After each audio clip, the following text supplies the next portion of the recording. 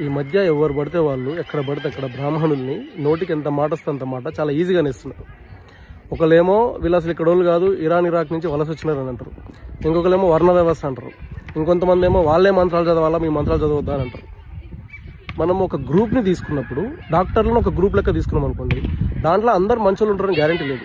అట్లనే ప్రతి కులంలో, ప్రతి మతంలో, ప్రతి దేశంలో మంచోళ్ళు ఉంటారు, చెడ్డోళ్ళు ఉంటారు.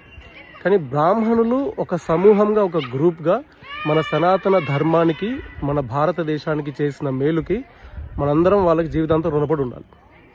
ప్రపంచ చరిత్రలో కొన్ని దేశాల సంస్కృతులు, సంప్రదాయాలు అడ్రస్ లేకుండా పోయినాయి. కానీ మన దేశంలో మాత్రం మనం 1000 ఏళ్ళు పరాయి పాలనలో ఉన్నా సరే ఇంకా వేదాలు, పురాణాలు, ఉపనిషత్తులు ఇవన్నీ ఉన్నాయనంటే దానికి కారణం బ్రాహ్మణులు.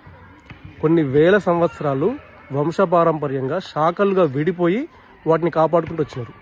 మీరు కొంచెం రీసెర్చ్ చేయండి, అసలు బ్రాహ్మణులలో ఎన్ని శాఖలు ఉంటాయి, ప్రతి శాఖకి ఏ బాధ్యత ఉంటుంది అని. మీకు వాళ్ళ మీద చాలా రెస్పెక్ట్ పెరుగుతుంది.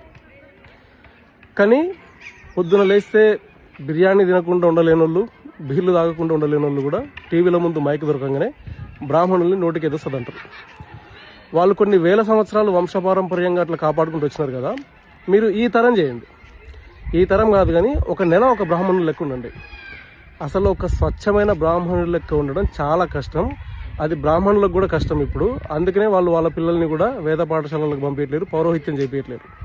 ఎందుకంటే మెటీరియలిస్టిక్గా ఏం లాభం లేదు.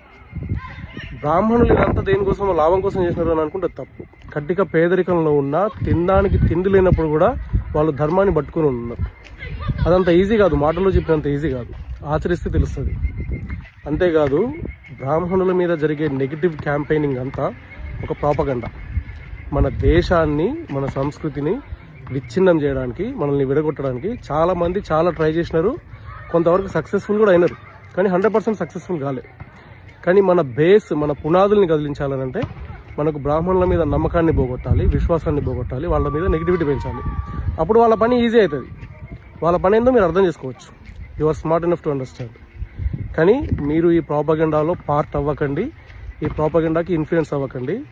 బ్రాహ్మణుల మీద అనవసరంగా జోకులు వేయకండి, వాళ్ళ మీద నెగిటివ్గా మాట్లాడకండి. Otherwise it will be the starting point of your downfall. Even God can't save you. జై హింద్, జై శ్రీరామ్.